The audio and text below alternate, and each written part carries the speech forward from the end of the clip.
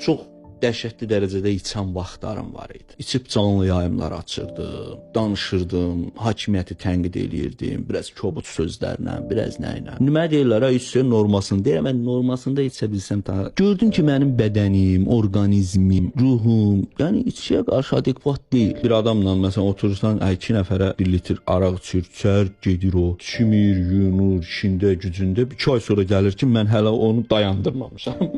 Evdən bir yeşik pivə al, get evdə iç, pivəni arağa qat, arağı tekiliyə qat, iç, ağzına gələni yaz, gözə görkəni yaz. Gözə mən içəndə bütün ölkə bilirdi də. Hə. Səhər ayıl ki, ay bu nədir, neynəmişəm, təzədən içki vecin olmasın, bu dəfə ondan betər ki.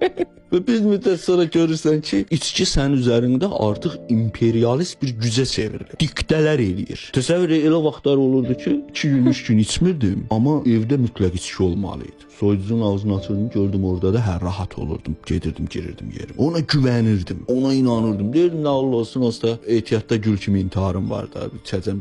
Sən görürsən ki, aləmi qatmısan bir-birinə, özün də sağsan. Amma mən görürdüm cəmiyyətdə o cür vəziyyətdə olan adamı məsələn başqaları nifrətlə qarşılayır. Amma mənə keçirdilər. İstər dövlət olsun, istər cəmiyyət olsun. Anlayırdılar, başa düşürdülər. Çünki onlar ruhən hiss edirdilər ki, bu hərəkətləri saxta eləmir.